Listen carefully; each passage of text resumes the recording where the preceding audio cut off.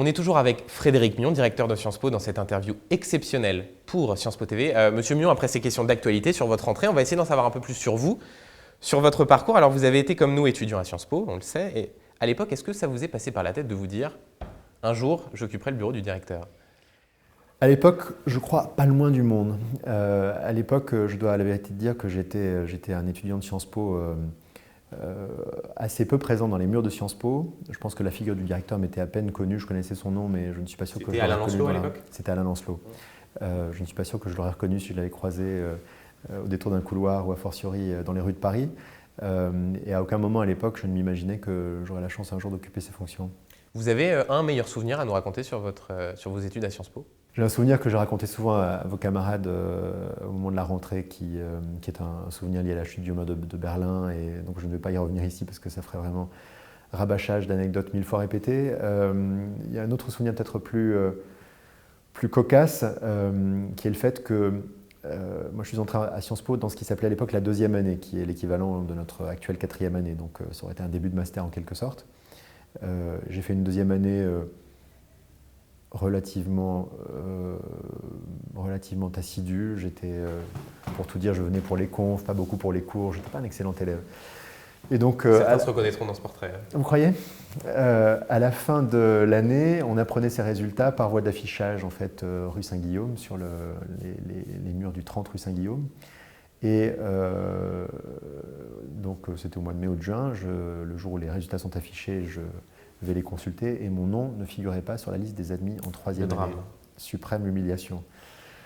J'étais tellement humilié que je ne suis même pas allé demander au secrétariat pourquoi j'avais été ajourné.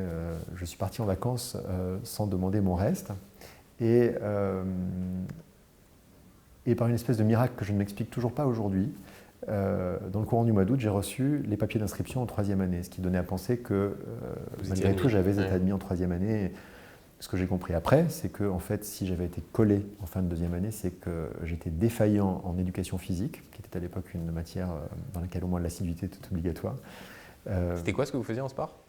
Ça ne devait pas être très brillant, enfin en tout cas, j'y allais pas très souvent. D'accord, mais ouais. à l'époque, la cafétéria qui se trouve sous Boutmy était une salle de sport, et donc on y agitait des ballons en plastique, enfin on faisait des choses pas très glorieuses.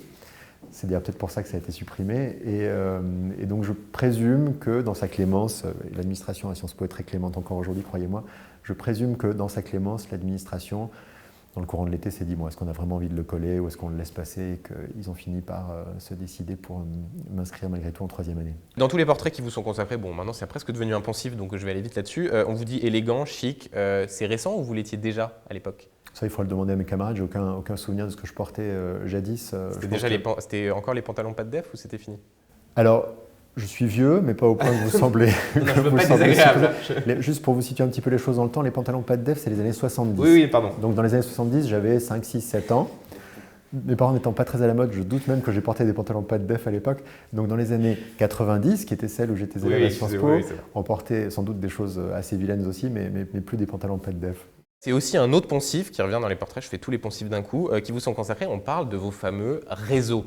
Est-ce que c'est pour vous un fantasme ou est-ce que c'est quelque chose que vous assumez en disant bah oui j'ai des réseaux et d'ailleurs tant mieux ?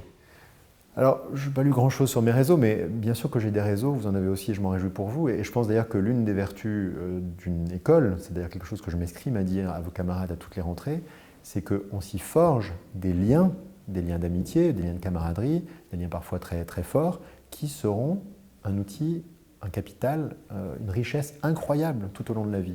Donc oui, bien sûr, j'ai des réseaux amicaux, j'ai des réseaux professionnels. J'ai eu la chance de fréquenter consécutivement plusieurs mondes professionnels différents. Et donc ce sont autant de mondes que j'ai pu un peu apprendre à connaître et autant d'amitiés que j'y ai forgées. C'est une réalité dont je me réjouis chaque jour et qui me nourrit beaucoup dans mon poste actuel, c'est évident. Il y a autour de vous une forme d'idolâtrie assez incroyable à Sciences Po. On vous appelle le roi Mion, vous êtes l'effigie d'agenda, de t-shirt. C'est un peu nord-coréen quand même comme fonctionnement, non ? C'est ce que me disait quelqu'un qui consultait ma page Facebook. Ma page Facebook n'est ouverte qu'à mes amis. Et j'ai pris le parti de ne pas accepter pour amis, même si l'envie existait. Est-ce que beaucoup d'étudiants vous ajoutent ? Beaucoup d'étudiants ont eu la gentillesse de solliciter d'être mes amis sur Facebook et j'ai dit non parce que je pense qu'il ne faut pas trop mélanger les gens. Mais malgré ça, même ma page perso que seuls mes amis peuvent voir, certains m'ont dit mais en effet on dirait Kim Jong-un parce qu'il y a que des photos très posées, etc. Donc il doit y avoir quelque chose d'un petit peu dictatorial au fond de moi en effet. Et ça vous plaît ? Ça vous amuse ? Je trouve ça extrêmement sympathique, Les selfies par que vous moments faites, touchant. quand vous êtes devant Évidemment le que c'est agréable. 27. Toute manifestation d'affection est bonne à prendre. Je ne suis pas insensible qu'il serait d'ailleurs à ce type de manifestation. Je suis conscient aussi de la fragilité de ce type de choses. Vous êtes tous jeunes et plein d'enthousiasme. Vous avez 1000 enthousiasmes à la fois et vous passerez à un autre enthousiasme demain. Je m'en réjouis pour vous d'ailleurs. Alain Lancelot, on ne l'imagine pas vraiment faire des selfies avec des étudiants. Ah, en même temps, il avait Les de la selfies, gueule. c'est encore anachronique. Ouais, Moi, je ne suis pas très bon en chronologie ce soir. il aurait pu. J'ai essayé d'imaginer quelques questions que pourraient se poser les étudiants. J'en ai trouvé quelques-unes. Vous seriez allé où, par exemple, en 3e année à l'étranger? Je pense que, suivant cela, le tropisme d'une majorité de nos étudiants, je pense que je serais allé aux États-Unis. D'ailleurs, le séjour d'études prolongé que j'ai fait à l'étranger, c'était aux États-Unis. À Princeton, c'est ça? Oui. Vous pouvez nous citer votre dernier coup de cœur culturel? Ça peut être un livre, un film, une pièce de théâtre, un opéra. Ah, le dernier coup de cœur, c'est une pièce assez extraordinaire que j'ai vue il y a très peu de temps parce qu'elle vient juste de démarrer au Studio Théâtre de la Comédie Française, qui s'appelle Comme une pierre qui... En fait, c'est un spectacle très étrange qui raconte l'enregistrement de la chanson de Bob Dylan, Like a Rolling Stone. Et c'est une pièce très courte, pas chère, donc on peut y aller. Je crois que les billets doivent être entre 5 et 20 euros. Et c'est une pièce absolument sensationnelle. Est-ce qu'il y a un sujet d'actualité qui vous interpelle en ce moment? Oui, il y a un sujet qui, je crois, nous interpelle tous. Pardonnez-moi de ne pas faire dans l'originalité, c'est la question des réfugiés qui nous interpelle, je pense, en tant que citoyen d'un pays démocratique comme le nôtre, en tant que citoyen d'un pays membre de l'Union européenne, mais qui nous interpelle, nous, à Sciences Po, avec une tonalité un petit peu différente, en tant qu'institution d'enseignement supérieur et de recherche, mais aussi parce que nous sommes un lieu qui peut avoir vocation à accueillir des étudiants issus de cette population de réfugiés. Il y en a aujourd'hui? Il y en a, alors ils sont en petit nombre, mais nous savons effectivement adapter nos procédures à ces populations particulières. Nous accueillons par exemple, j'y pense parce que ce cas s'est réglé tout récemment, un Afghan que nous a signalé la ville de Paris, qui est un homme qui a eu une activité de premier plan dans son pays, dans des organisations de promotion des droits de l'homme et qui du coup est menacé en Afghanistan et a dû quitter l'Afghanistan, mais nous l'avons fait jadis pour des Géorgiens, enfin toutes sortes de catégories de réfugiés. Et par ailleurs, nous pouvons aussi offrir des services à des réfugiés. Notre clinique du droit offre des services à des réfugiés pour les aider dans leur demande d'asile. Donc toutes ces dimensions de la question, elles sont évidemment très importantes pour une maison comme la nôtre. Beaucoup moins sérieux, j'ai lu que vous n'aviez pas votre permis. Pourquoi? Est-ce que ça va changer? Moi, je ne l'ai pas non plus. Éventuellement, on peut s'en parler, alors voilà, oui. On pourrait préparer ensemble, effectivement. En fait, je suis arrivé à Paris venant de province, car vous le savez, je suis un provincial, assumé, très heureux de l'être. De Montpellier? De Montpellier, exactement. Je dis Montpellier parce qu'il y a 2 L. Enfin, bon, d'accord. C'est pas très grave. Je suis arrivé avant d'être majeur, donc je n'avais pas pu passer mon permis de conduire à Montpellier. À Paris, tout le monde m'a dit c'est très difficile, tout le monde le rate 4 fois. Donc j'ai pas eu envie de le passer tout de suite. Et puis après, je me suis rendu compte qu'on vivait très très bien sans permis de conduire. D'ailleurs, pas de problème. Vous le mesurez chaque jour, oui, moi, Benjamin. Très bien sans permis, mais j'aimerais bien l'avoir quand même.